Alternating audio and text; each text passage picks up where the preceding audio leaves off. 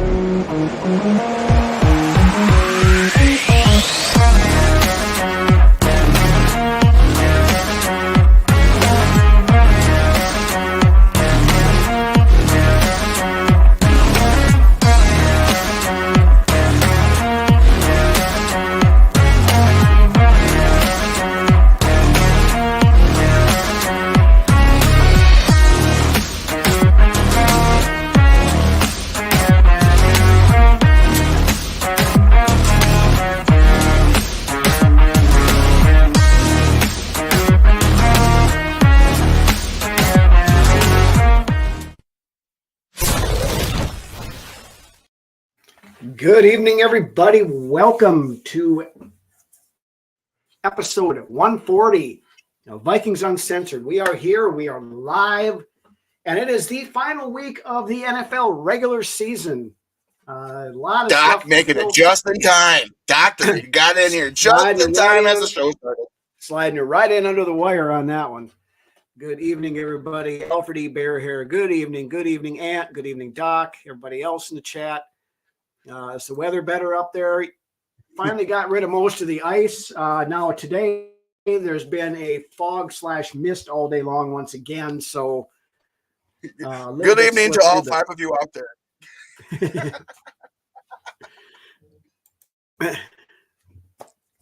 But yeah, it's been an interesting winter, to say the least, so far. But it's been warm, so I'm not going to complain too much. Got a fair amount of news stuff we'll hit here quick to start the show off. Then we'll kind of run through the preview and a few other things and prediction segment, expanded prediction segment this week, as we have multiple games that in one way, shape, or form will affect your Minnesota Vikings. So we'll hit all that a little bit later on in the show, but with that, I think we'll get started on the news. Just a quick hit on an old friend. Dalvin Cook was released by the New York Jets earlier this week and then wasted no time in signing with the Baltimore Ravens.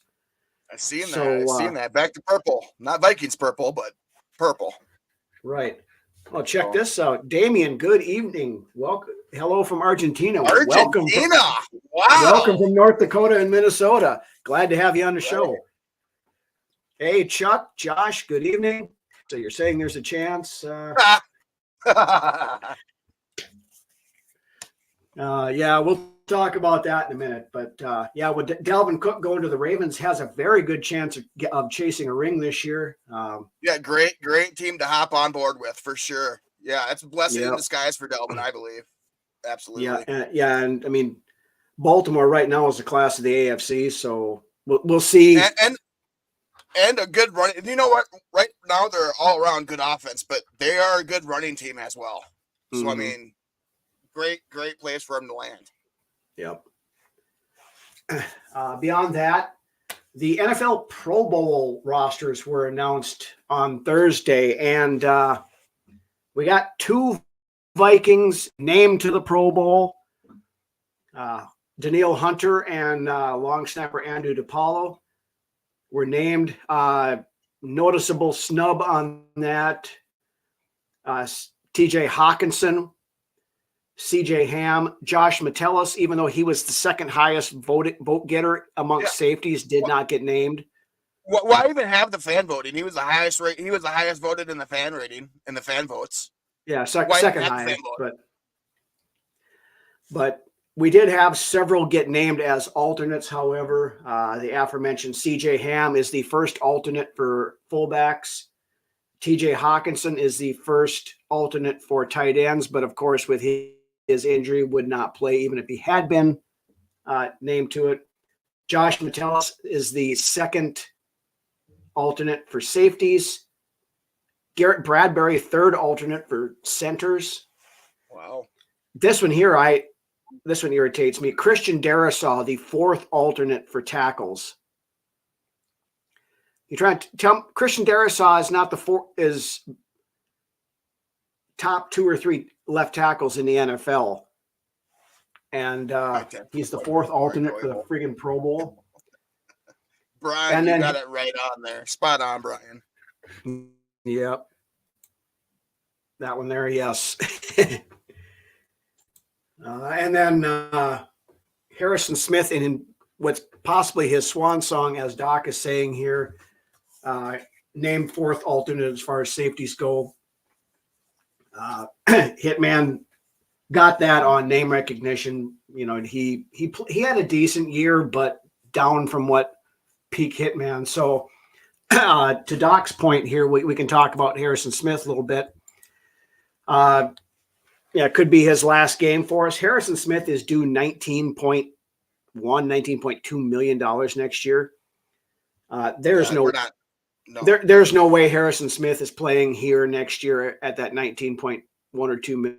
You know, I really don't foresee Harrison Smith playing anywhere next year. I mean, this just seems like it's his swan song season. You know, I mean, granted, there's no swan involved in this season, but I mean, good for him if he decides to move on and try it somewhere else. But I gotta say, he's about ready. I would say it's time to hang him up. I think there's a very good likelihood that Harrison Smith does hang the cleats up at the end of the year. What a great career though. And the thing that sucks the most is it's another Viking that gets to go down in history as never getting a ring. Yeah. With all these other great Vikings that never got a chance to get the ring. And there's been a lot. Mm-hmm. So, and with Harrison Smith, I mean, you look at his body of work. I mean, he is definitely within discussion for Hall of Fame. I mean, and discussion as one. I mean, a lot of the old timers might disagree, but in discussion for one of the greatest Viking safeties of all time. You know, oh, yeah, absolutely. Right up there with Browner and right up there with Krause. Yeah, I mean, he's not none of them are ever going to hit that 81 interceptions that Paul Krause had, but Josh 22 should be retired for good. I agree. You know, in 84, both those two numbers, 84 and 22, should both be retired. Yeah, I mean, we're gonna run out of numbers for all the players. You could say 93 too for John Randall and Kevin Williams, but you could. You're right. Yeah. Maybe one of our DBs can submarine St. Brown end of season. I'm not going to call for any of that. Yeah, I'm not on that ship either. But I hear you, Brian. But nah, I'm not for that either. Yeah, no, I'm not calling for anybody to play dirty. If you can't play with integrity, don't play the fucking game at all. Hated that hit on TJ. I did too. I don't know that it was necessarily malicious. There was question marks on it. Joseph had a couple of hits that game that were really questionable, in my opinion, as far as intent goes. Yeah, I mean, we'll see what he does. We did too. We just wanted to make sure for those watching that none of us are advocating for the. Sometimes you got to clarify things. Deliberate injuring of the opponent's players. Yo.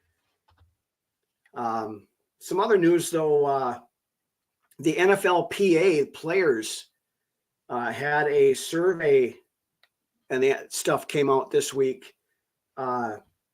Special teams coordinator Matt Daniels was ranked as the third best special teams coordinator in the NFL by the players.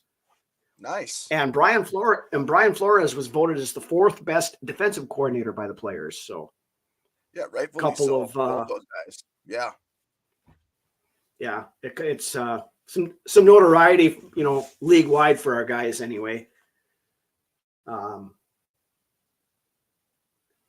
Then roster move, of course, Troy Dye put on injured reserve. So we had an open spot on the practice squad after they signed Anthony Barr to the active roster.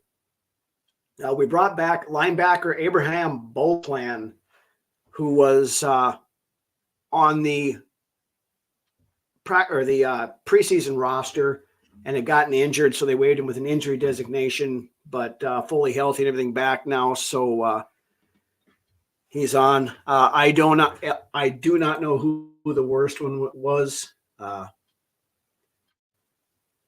but I just had seen the Vikings had put out something about Daniels and Flores. So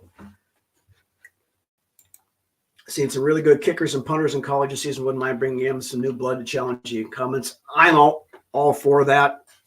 I just want a kicker that can kick a damn field goal, and you can most of the time sit back, take a sip of your coffee, and continue the game, thinking your kicker's going to make it. There's kickers in the league right now that are making it consistently from 50 plus yards, Yeah, and we've got a guy that anything from 40 and out, your sphincter clenches and you break into cold sweats every time he walks on the field. Yep. And I mean, for as much as I was a fan of Ryan Wright last year, he didn't have a very good year this year. He has fallen off a cliff this year. Yes, and you all that have been watching and following us, you guys know I love me some Ryan Wright. But yeah, I got to call it like I see it. And this year just wasn't what I was expecting. You expect growth and not decline. And then it was decline more so in this case in play. Yeah. Fred Cox is available. Fred Cox is dead, but sometimes I think he could probably still kick better than some of the guys we've had around here. Weekend at Bernie's. Yeah. No, we're not bringing back Mitch Berger, and he's like 50 years old. So, and he wasn't a field goal kicker, anyways. But no, we're still talking punters and kickers, but yeah, we're talking kickers and stuff in general. Momentum killer when you miss extra points and field goals. Yeah, it absolutely is, and it ends up costing you games. There's a couple of games this year where missing field goals has costed us. Yeah. Then there was one other. This is a rumor I heard today. I don't know how legit it is, but I saw it at a couple of different places, so I'm guessing there's some steam behind it anyway. Ohio State wide receiver Marvin Harrison Jr. had been offered $18 million in NIL money if he would come back to Ohio State next year. Wow. Wow. Now that's all legal now, isn't it? Yeah, that's NIL money. That's legal. Yeah. Wow. You're not going to get $18 million on that rookie contract. If I'm Marvin Harrison Jr., that's an easy decision for me. I'm taking the money. I'm taking the money. He did play in the bowl game. He opted out to get ready for the NFL. So I think he's still coming to the NFL because he's, as it sits, Marvin Harrison Jr. is probably going to be the number one overall pick if Chicago stays put at number one.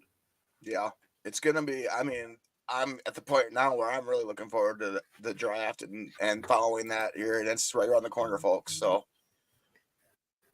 Yep. And as we all know, the Minnesota Vikings have a ton of holes and a ton of questions. So once things cool down from the season, whenever that ends, we will start digging into that. But the season is technically not over yet. There is still a path for the Vikings to make the playoffs. Playoffs? Playoffs? We're talking about playoffs? We're just hoping to win a game. Playoffs? Right. Gosh.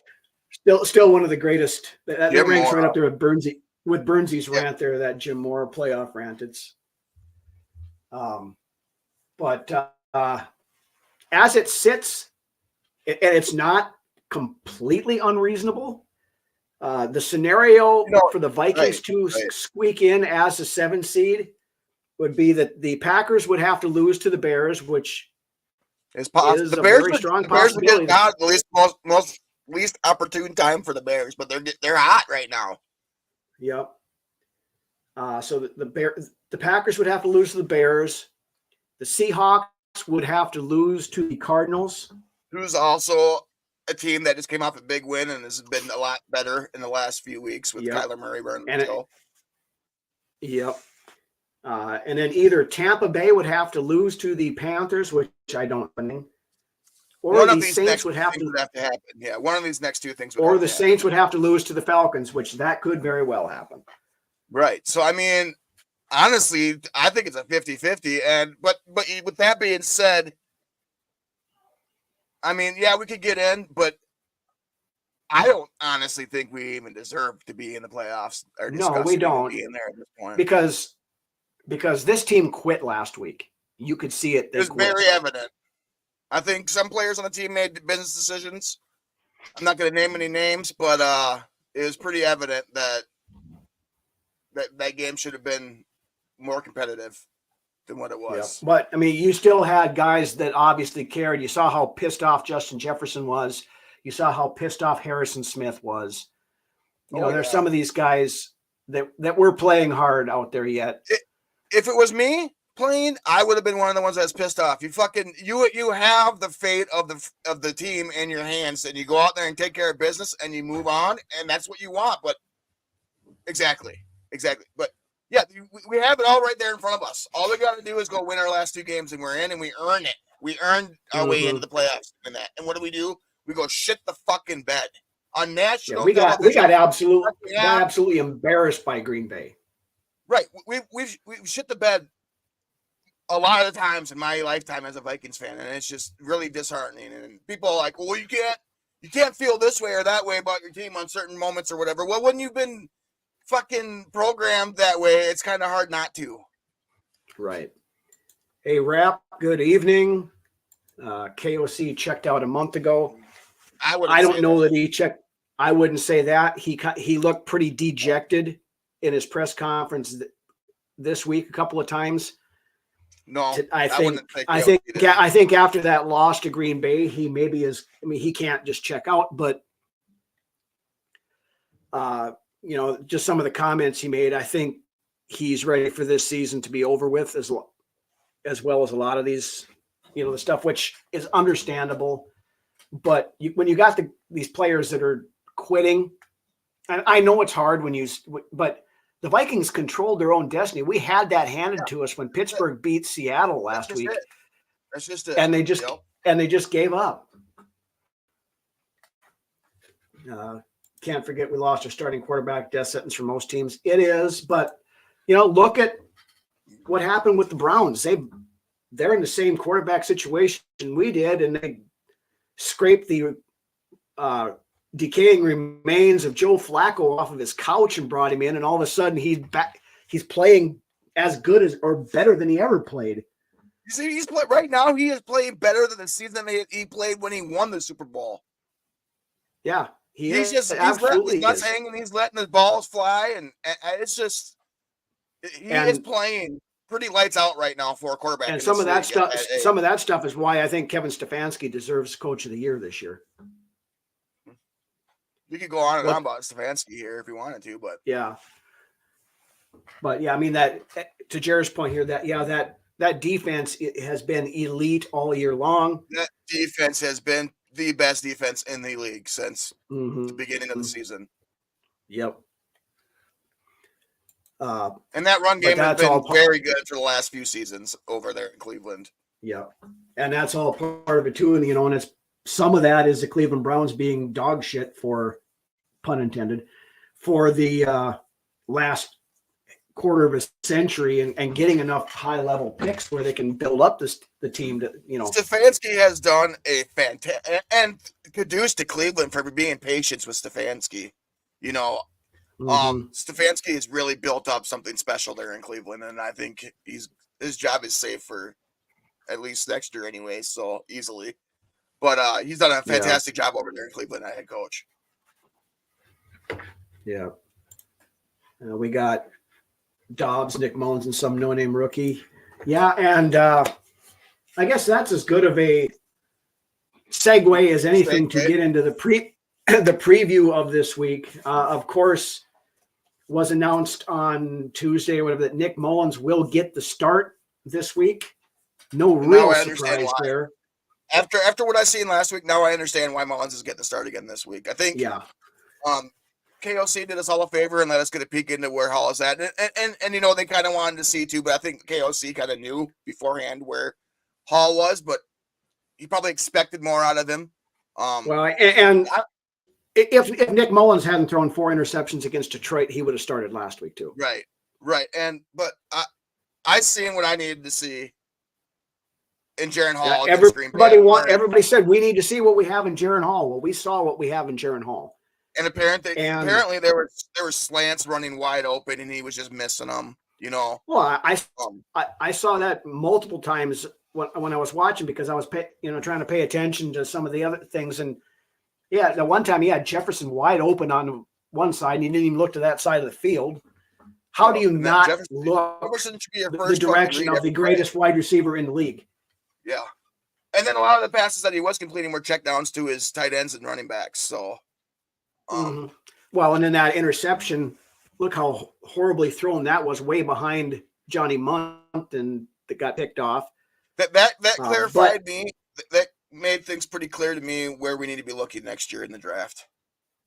Regardless. Yeah. Well, and Kirk's extension or not. After that performance last week, Jaron Hall is not the backup this week.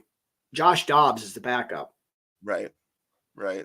So Jaron Hall is the emergency quarterback for this game. So in a game that probably means a whole lot of nothing, to be demoted down to emergency quarterback kind of tells you where we're at with him. Now, and it kind of tells you why we don't belong in the playoffs. We don't know. We don't even know where we sit as far as our signal caller goes. Right. Now KOC, he made some comments when he said that Mullens was going to start. This isn't the end of Jaron Hall. We still believe in him. Yada yada yada. You got to. I mean, he's a rookie. You got to say shit like that, man. You can't. His quarterbacks, his confidence are pretty soft sometimes, and and with him being a rookie, I could see if he was a 3-year veteran or whatever. But this kid's still a rookie. Right. I'm not saying that was the last time he's going to play in this league, but he's not ready. He's not ready by any means. No. And right now, Jaron Hall is the worst quarterback of the two. It's not even close. That fucking wobbler that he threw across the middle was the ugliest ball I've seen thrown by a Vikings quarterback in quite some time. That's with Dobbs throwing it this year, with Mullens throwing it. You all know what throw I'm talking about too if you watch the game. Yeah. Well, and the thing about Mullens is fully capable of throwing a very good ball. But this is mental. It's the mental aspect of the game with Mullens that he needs to. He's too much of a gunslinger. And he's not. Yeah, but then of course, pick up for it. Yeah, but he throws some beautiful passes, and then you look back to that final play, the first Detroit game 2 weeks ago, where he had Justin Jefferson open in the end zone, and he lame ducked it and got picked off. He gets into rhythm, and then he gets out of rhythm, and then he gets into rhythm, and then he gets out of rhythm throughout the entire game. He has spurts where he looks just amazing, and then he has those plays. Yeah, it's boom, boom, boom, boom, boom. I mean, Nick Mullens only needs 296 yards to move up to 35 in the quarterback rankings for the season. And as many quarterbacks as played this year, in 3 games, he could be have the 35th most passing yards. If he could just rein in himself a little bit when it comes to the stupidity. I think he gets wound up real tight in some of those moments.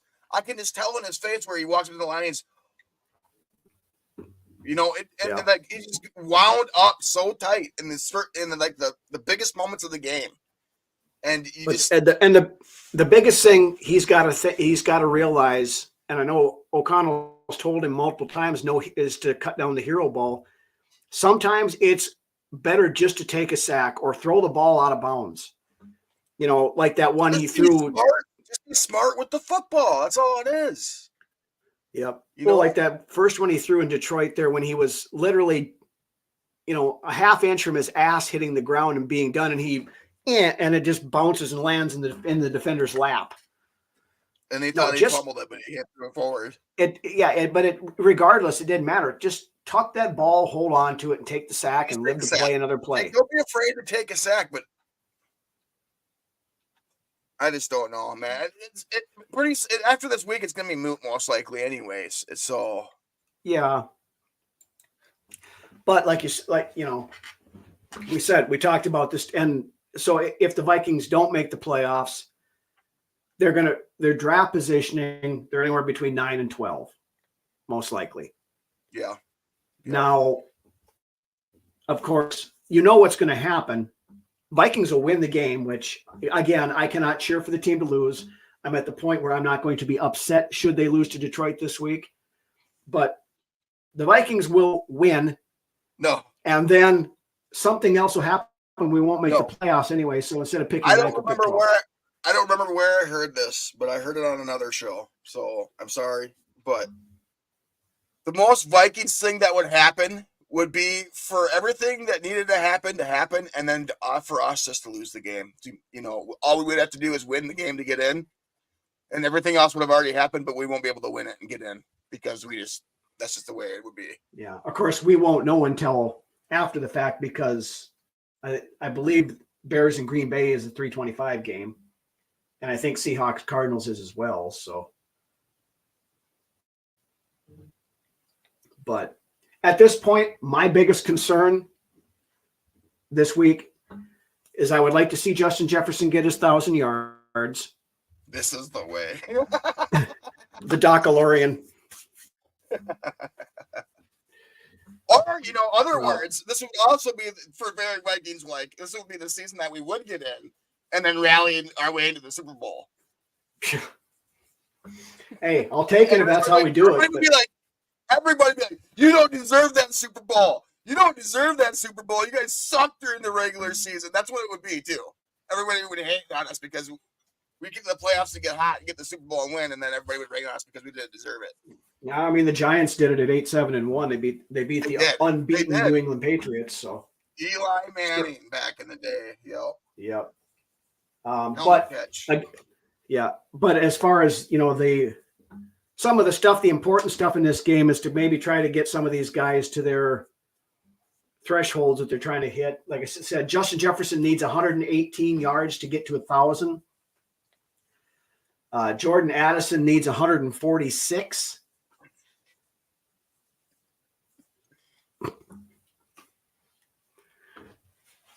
Okay. Hey, good evening, Robert.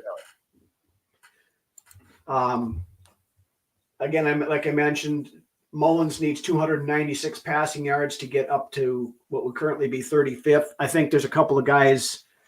Tyrod Taylor is one of them that's sitting ahead of him right now that could pass, but he will have thrown more for more yards than Jimmy Garoppolo did this year.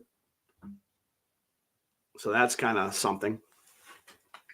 You know what? Chuck is right there, but at the same time, he's not ready. We've seen that he's just not ready. Yeah, I'm not in any way, shape, or form advocating that Jaron Hall should be released off the roster. No, you keep him around. Right. He is what we figured he was going to be when we drafted him. He's a 5th round project that hopefully at some point in time can develop into a decent backup. As we've shown right now, we don't have any decent backup quarterbacks. So that's the thing. You not only have to have a competent, elite level starting quarterback, whether it's Kirk Cousins, whether it's a rookie, whether it's whoever, we took it for granted for 8 years because Kirk Cousins never got hurt. Quarterback, man. You're only as good as your backup quarterback. I don't remember who said that, but it was said. It's been said, and that's true. You're only as good as your backup quarterback. Yeah, this year, it panned out. Tom Moore, used to be the offensive coordinator for the Colts when Peyton Manning was there, and they asked him one time if they ran plays, for the backup to get some work in, and he said, "No, why would we?" And they said, "Well, if Peyton goes down, then your backup comes in." Tom Moore said, "If Peyton goes down, we're fucked anyway, so it doesn't matter." I like the Nickelback references tonight. Way to go, Jerry. That's a good one. Yeah.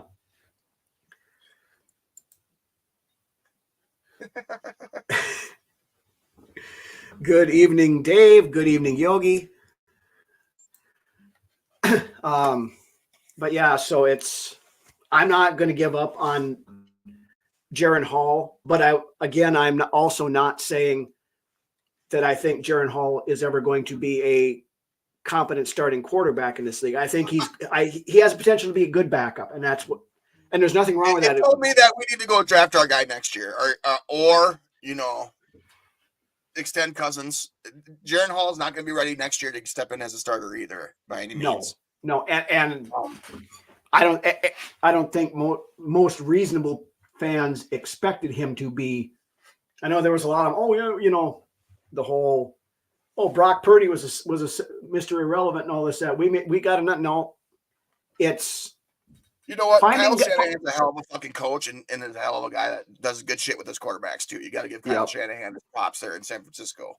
You can give fucking Kyle Shanahan a giant turd and he'd figure out a way to make it throw the football. Yeah, well, and it also helps when you have Christian McCaffrey and Deebo Samuel that running out of your backfield and stuff too. So, but anyway, on to some of the actual game stuff. It was announced this afternoon. Apparently, we have become Nickelback Uncensored tonight. No, don't say that because then nobody's gonna watch our show. Yeah, no. But we've got 3 guys that were declared out already came out this afternoon. Mekhi Blackman, Byron Murphy Jr., and Brian O'Neill. All 3 of them will not play this weekend, which honestly, if there's guys that are questionable where there's any risk of further injury, don't play them. Yeah. Injury report this week, Blackman with his shoulder. Like I said, he's not playing. I don't think he should play last week. Choice. Really. No, Darisaw was sick yesterday, but he should be good to go. Murphy's not playing. Jalen Naylor is still in concussion protocol from like 3 weeks ago. That's kind of scary, actually. Well, that hit he took was kind of a vicious hit to the head. So yeah, Fred Cox out, death. Yeah. So I mean, I would sit Naylor for the rest of the year. Ed Ingram's got a shoulder issue. Now they sat Ingram for the second half of the game last week. I don't know if it was due to the injury or due to the fact that he wasn't playing well, but he was. I think it was the injury, honestly. Ingram's really coming around as the year's gone on. Just like he did that last year too. He was kind of started out slow and then came around later on in the season. And I think it has more to do with his injury, in my opinion, than as far as him getting sat goes. Probably. At the time, I hadn't heard anything about him being hurt, but Dave here with a very good comment. Purdy and Brady are outliers. They're outliers for a reason. If they were the norm, there'd be no such thing. Yep, they're extremely rare. Vikings aren't that lucky yet. No, just because you get but yeah, just because you have a couple of late round guys, you find that diamond in the rough, the polished turd, the whatever you want to call it, that turns into something doesn't mean that you're going to find them every year. I mean, if they knew that Tom Brady was going to be a 7-time Super Bowl champion, Tom Brady wouldn't have went in the 7th round. He would have been the first pick of the draft. He would have been right. If people knew that Brock Purdy was going to be a Pro Bowl quarterback in his second year, he would not have been Mr. Irrelevant. And that's just one of many things that makes this game so awesome. Is that the draft goes with it. You don't know what you're getting in the draft, and then it comes to the games where you got to play the games, too. I mean, that's what makes the NFL and football so great to me. Is just all of that, Yeah. And just look how weird this entire season has been. Exactly. And every season's a different story. Yep. And I think I looked at it last week. Somebody put a stat up on the X-Files that I think it was damn near half of the league was starting backup quarterbacks last week. Yeah, I had made that post on our page last week. This has been the year. Yeah. You did. You put it up there. Yeah. But so I mean, it's. The injuries, the league has been so competitive this season. That's why you got all these teams You got like the 4 good teams, and then everybody sandwiched right in the middle with about the same records, just duking it out to battle it, to get into that playoffs. I mean, well, every and this team parity has been with only a few shitty ass teams. Yeah. Otherwise, it's been very competitive as far as amongst the entire league goes. Well, yeah, and that parity is what the league wants. I mean, going into week 18, there are still 20 teams who are mathematically still alive. And that's the most in the history of the league. That's the most in the history of the league. It's right up there if it's not, but yeah. I know last week was 26, and that was the most in the history. So I would imagine this would have to be pretty close. It's almost like it's scripted. There's no way. There's no way that you go from playing the game your entire life to you get to the pros and like, okay, this shit's all fake now. Yeah. No. The WWNFL or whatever, yeah. I played football, and it just is what it is. You don't just get to the professionals and do all that hard work for them to all of a sudden be like, okay, this is fake. No. Yeah. No, it's football is just a weird game, and with the injuries that we're seeing. Granted, I will put this little nugget out there. There may be some dirty refs out there. That might be, and they probably are. But at the end of the day, the guys are still out there making the plays. We know that there's some terrible officiating out there. Right. I mean, the NFL officiating as a whole. We can say whatever the fuck we want.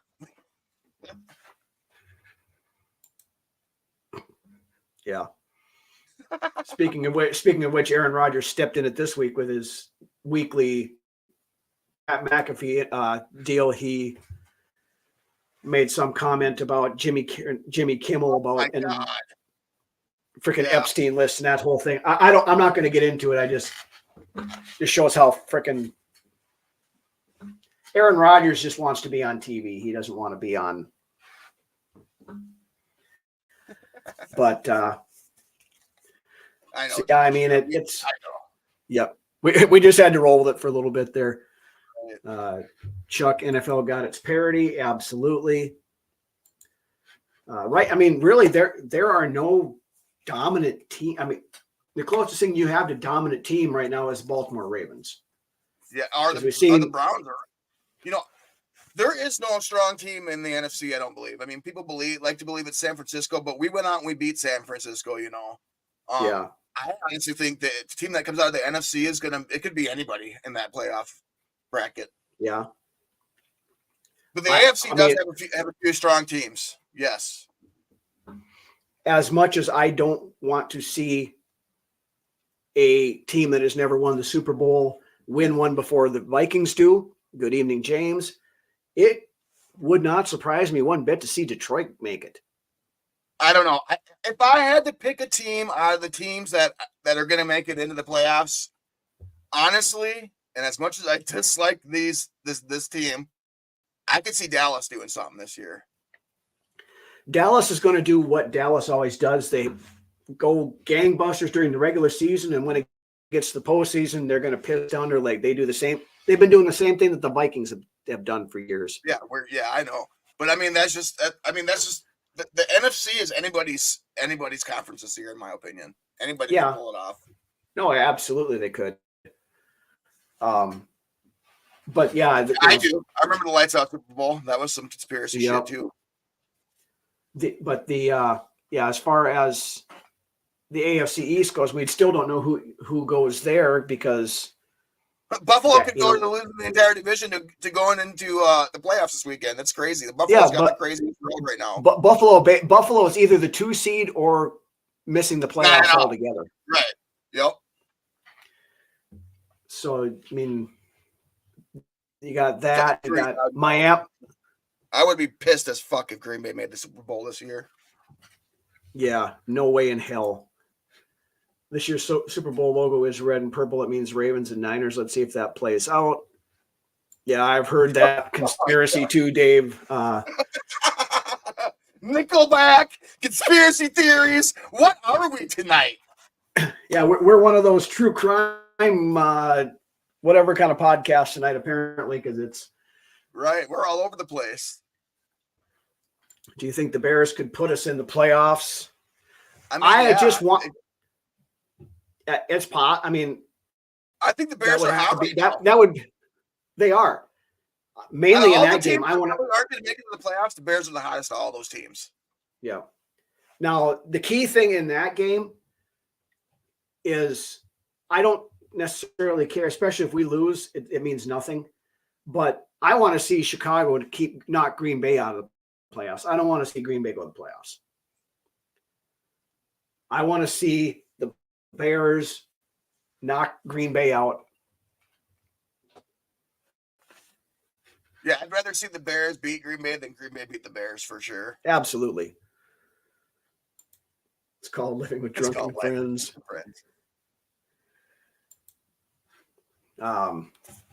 Yeah, and that's the thing. Detroit did Green Bay last year. Nothing would make me happier than to see Chicago do it to them this year. Yep.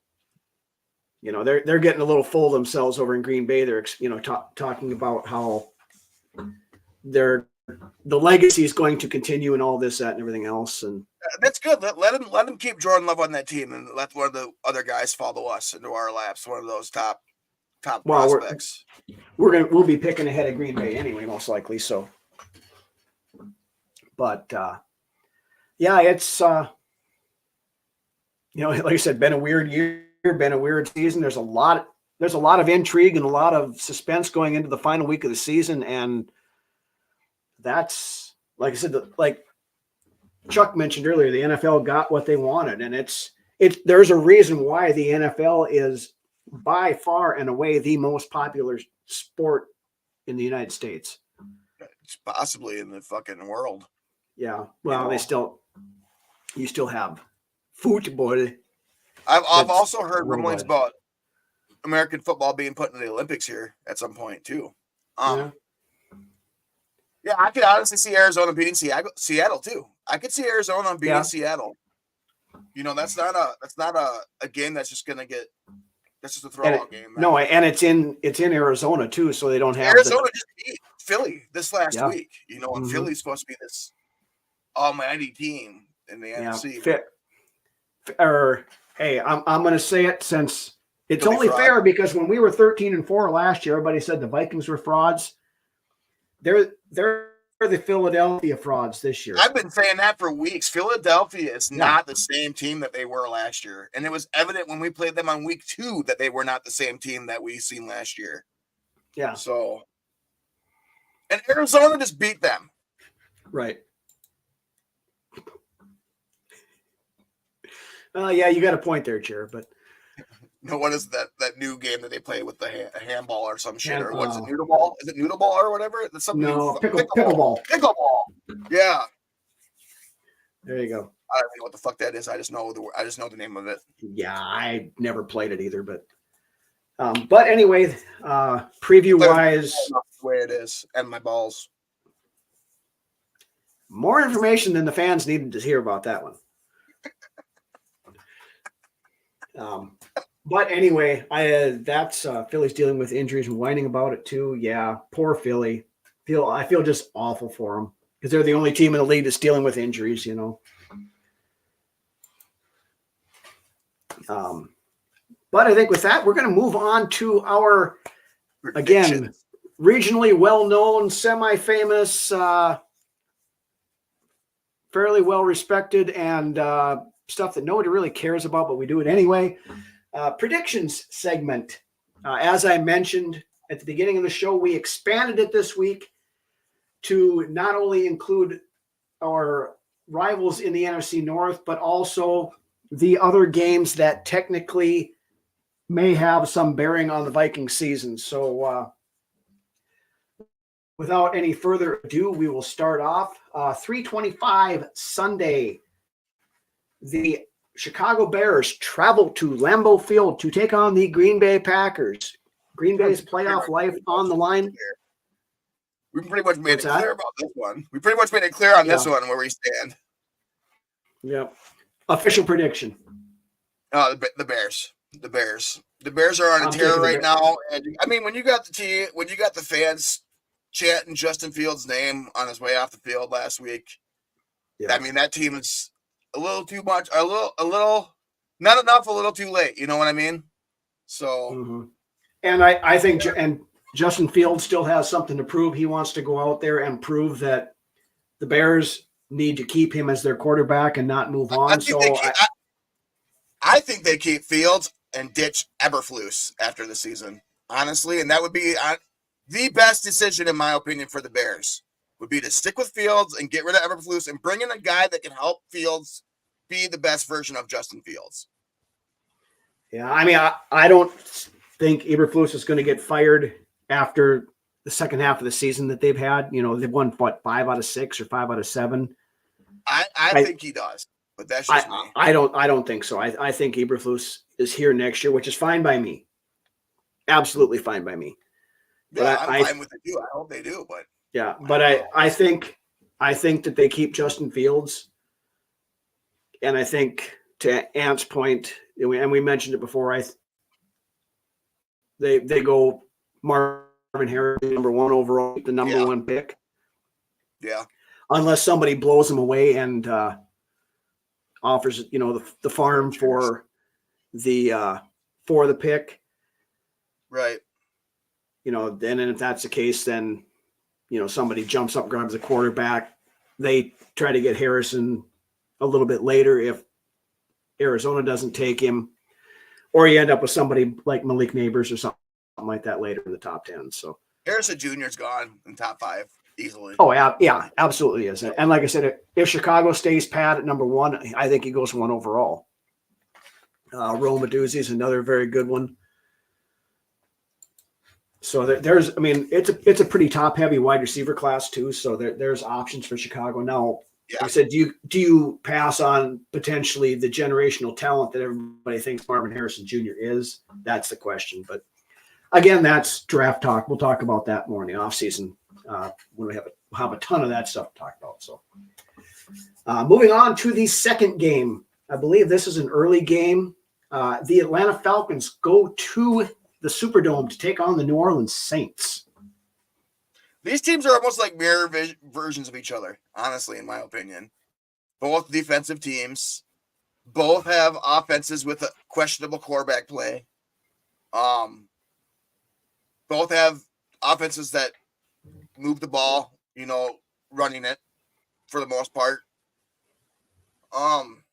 Atlanta should be running it more often than what they do, and the Saints. Well, yeah, they got Bijan Robinson, for Christ's sake. Right. I'm gonna have to go with the Saints here.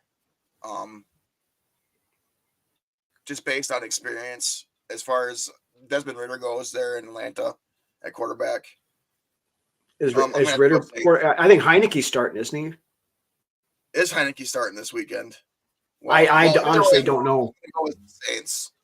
I'm going to go with the Saints over the Falcons. Yeah. I think the Saints have more to play for. The Falcons really don't. And I think Arthur Smith is gone in Atlanta at the end of the year. He should have been gone mid-season. After the loss to us, Arthur Smith should have been fired, in my opinion. It's like he refuses to get the ball to his stars. He's got Bijan Robinson. He's got the unicorn. He's got in spite of the cries from the fans to get these guys the ball. And it seems like the more outcry they get for this stuff, these guys, the less he wants to use them. So I don't know what Arthur Smith's deal is, but he does not belong as a head coach, and I don't think he's going to be. He'll be one of the first to let go in Atlanta, as far as running the game plan goes and all that. A lot of it would run through Bijan Robinson, and a lot of it hasn't this year. And I'm very surprised, and I think a lot of fans are as well. Yeah, well, I mean, you got him, you got Kyle Pitts, you've got what's his name, the wide receiver down there, Drake London, yeah. So I mean, you got all that talent. All they need is a quarterback, really, and you got a creeper mustache that needs to go. Yeah, that too. There's that too. Yeah. Both are drafting a quarterback next year unless Atlanta wants Kirk. Some shit out there. Yeah. Fucking Magnum PI. Yeah, I'm not going to get into what might happen with Kirk Cousins thing right now. We'll deal with that at a later time. But yeah, Atlanta's a spot that could be very well, because Cousins they live down in Atlanta, or in the Atlanta area in the offseason stuff. So there is a link there. It all depends on who they. If we let Kirk walk, there's no question on what we're going to do in the draft. No question whatsoever. I don't think there's a question what we're going to do regardless, but it should be that way. It should be that way. But I've seen edge rusher. I've seen quite a lot of these early drafts that don't have us going quarterback as well. But I think that's based on the fact that they think Kirk is coming back as well too. So, but if Kirk does not come back, and like Rhino said, regardless, we need to be looking at quarterback first round, at least one of those blue chip quarterback prospects. Yeah. And so we'll get blue chip prospects. Now, this is the guy that falls down the ladder and goes and falls into our lap. We need to find a guy that we want and go do whatever it takes to get him. Mm-hmm. And I've been saying that since day one we started this show. Right. Find our quarterback and do whatever it takes to go get him, our next franchise guy that's going to take us to where we need to be. Mm-hmm. But yeah, beyond that, I'm going to Saints here too. Like I said, I don't think Falcons really have nothing to play for. I think there are probably a lot of the players want to get Arthur Smith out of there. So, yeah, I agree with that as well. I think I think that's gonna just throw it in. You know, they're making their off-season plans, and I think Arthur Smith is one of the first guys let go Monday morning. Yeah. All right, then on to the next one. The Tampa Bay Buccaneers travel to Charlotte to take on the Carolina Panthers, who have already sold. Yeah, they absolutely should. There's no, Tampa Bay is kind of an interesting situation there. Baker Mayfield has played pretty well this year. He has. He really has. Played admirably this year. There's talk that there's mutual interest about bringing him back next year as their quarterback. Baker would be a great backup somewhere. He would probably be one of the better backups in the league. And if I was Baker, I would embrace that. Yeah, you want to start, but he honestly has that potential to be one of the best backup quarterbacks in the league, right next to Huntley over in Baltimore. And Tyrod Taylor's a hell of a backup too, I believe. Yeah. And Minshew's a hell of a backup too. Adam Thielen shocks the world and they beat the Bucs. Adam Thielen got 1,000 yards receiving this year, which is, good on Adam. Good on Adam. I mean, fantastic. I'm happy for the kid. I am too. Baker looked bad in it last week. Yeah, one bad game, and it's not going to change their mind on whether or not they bring him back or not. Doc would be disappointed we didn't land one of the top 4 quarterbacks in this draft. Yeah, I mean, there's 4 guys that I think there's like 5 to 6 guys that I think look pretty decent coming out this year. Yeah, but as far as the first round guys, there's 4 guys right now. Just because I've started doing quarterback work and watching film and stuff on some of these guys, I'm honestly out on Caleb Williams. I am. I until he becomes a Viking, of course. Well, if he becomes a Viking, yeah, then I'm going to support him. But he's not on my list of top 3, top 4. Somebody that is surging up my quarterback boards right now, and Rhino, we just talked about him the other day. Michael Penix, surging up my quarterback boards right now. And my concern with Penix is the same as it's always been. It's the injury history he's had. Same concern that everybody has, yeah. But, I mean, you watched that semifinal game last week against Texas. He was flinging that ball. Jordan Addison and Justin Jefferson would love catching balls from that guy. I mean, he throws a beautiful deep ball. And it's becoming more evident to me that Jordan Addison made Kenny Pickett and that Jordan Addison has made Caleb Williams. Because in both situations, there's some of that, I think. My top 2 quarterbacks that I like, my 1 and 1A are Drake May and Jaden Daniels. They're my top 2 right now. I got Drake May, Jaden Daniels, Penix, and you know what? Bo Nix is. I'm starting to get a little bit of a tingle for Bo Nix as well now. No, I don't think so. I'm not sold on Bo Nix at all. He's got more of that check down He's gotta be Charlie. sitting at 4. They're not I asking mean- him to do it. I'm not going to get into the breakdowns right now, but the more I watch Bo Nix tape, the more I think it's Paper Tiger up there, and I don't think he's going to transfer well. So He reminds me a lot of Levis. Like he'd be this year's Levis coming out. So we'll see, anyways. Yeah. So we got where we get at into the going? quarterback stuff. Tampa Bay. So, yeah, Tampa Bay over Carolina for me. Yeah, and I'm picking Tampa as well. Then the next game we have, this is another late game. The Seattle Seahawks going to Arizona to take on the Cardinals. The Cardinals coming off that big win against the Eagles last week. To end the season with another big win against Seattle will be huge for Arizona, in my opinion. It would go a long way into figuring out what they kind of want to do with Murray, if they want to keep him around or if they want to, look at shopping him around. But for Arizona, this is a big game for them, even though they're not making the playoffs, but to end on a big win, 2 big wins to end the season would be huge for Arizona. It would be. I would like to say that they were going to get in, but Geno Smith has still been doing a pretty good job there in Seattle. And if Green Bay loses, Seattle's in the playoffs if they win. So Seattle's got a ton to play for here. They do. They do. I'm picking the Seahawks. I'm picking the Seahawks in this one. Oh, nice. I'm going to go with Cardinals, but Geno did make some eyebrow-raising mistakes last week at some critical times. Yeah, he did. Although Metcalf had a drop there at the end that would have been huge. That would have put Seattle up over Pittsburgh. But I wasn't wanting Metcalf. For the record, Doc, I didn't want either one of them. No.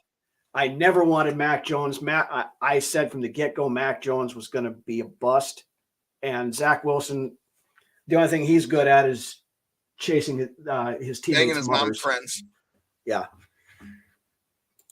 But Kyler Murray's not leaving. They've already said down there that they're committed to Kyler Murray. So and rightfully so after what we've seen Murray do after he came back from injury, he deserves to continue to be the starter down there in Arizona unless they see something differently as the offseason goes on. And if they luck out, depending upon what happens with the number 1 overall pick, if Chicago trades out of it and somebody jumps up and grabs a quarterback, they could be landing Marvin Harrison Jr. and putting Marvin Harrison down in there. Yep. That's getting that kind of weapon for Murray would make that offense much more explosive. Yeah. Yep. But I'm going to go Arizona. You're going to go Seattle. Yeah. So we got us. We got final game. We have noon kickoff. We have the Vikings traveling to the Motor City to take on the Detroit Lions. Now there is an outside chance that Detroit can get as high as the number 2 seed, so they do have a little bit to play for. So it's not like they're going to be. I don't think they're going to rest their starters or anything like that. They may rest a few guys or see how the game is going and maybe set them in the second half or something like that. But, of course, I'm always going to cheer for the Vikings to win. But I think after what I saw last week with the team basically packed it in against Green Bay. I think that they're going to try, like I mentioned earlier, try to get Jefferson to 1,000 yards. Yeah. Hey, Alexander Madison only needs 324 yards to get to 1,000, so they can try for that too. Hey, it's still not out of reach. Now, Ty Chandler only needs 108 to get to 500 yards. That might be a possibility. But I'm going Detroit here. Detroit's got more to play for. Dave said that they already had mentioned the starters are playing. Yeah, for Detroit. yeah, I'd seen that too earlier, Dave. So I hadn't heard it confirmed from the team itself, but I saw somebody on X had posted earlier. But and I don't expect. It's not in Dan Campbell's DNA to roll over and just play dead. So they're going to come out. Especially to a division rival. Maybe if it was a different team, then maybe they would rest some of their starters. But you're going up against one of your. You want to set the example, and you want to go in and be competitive against somebody that's in your division for sure. Yeah. I think it has the potential to be another close game, but in the end, I think Detroit wins. Yeah, I'm gonna pick us, but after what I seen last week and with the players, not some of the guys checking out, it wouldn't surprise me if Detroit won. I'm always gonna want to win. I'm gonna pick us to win. Yeah. And with that, I'm just gonna go with that.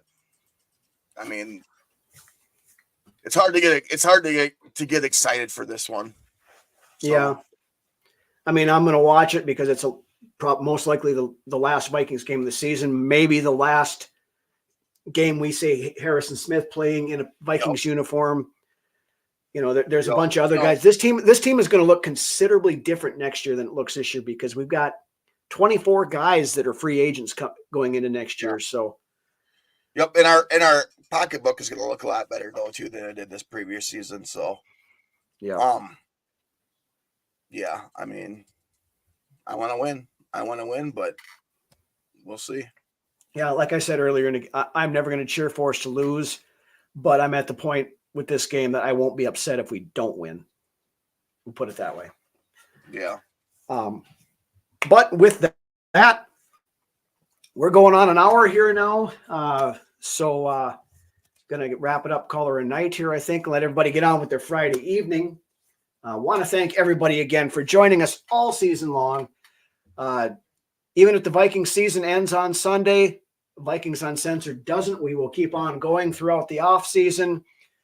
We'll start working in on draft write-ups and prospects. We're going to try to get some guests on here like we normally do, talking college players and scouting and that kind of stuff. We'll start looking at mock drafts, which of course are everybody's favorite thing.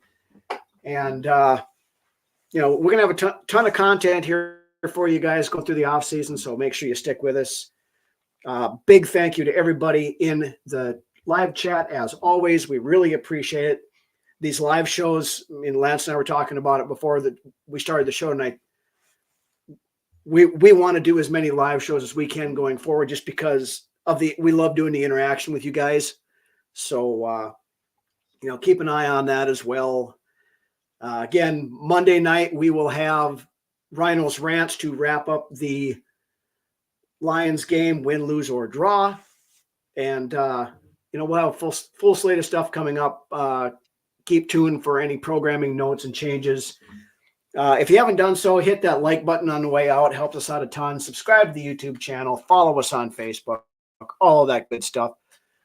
Shout out to the Filipino fan club, Noy, Jen, Bibi, Nympha, Wilma, all you guys over there. Thank you for watching.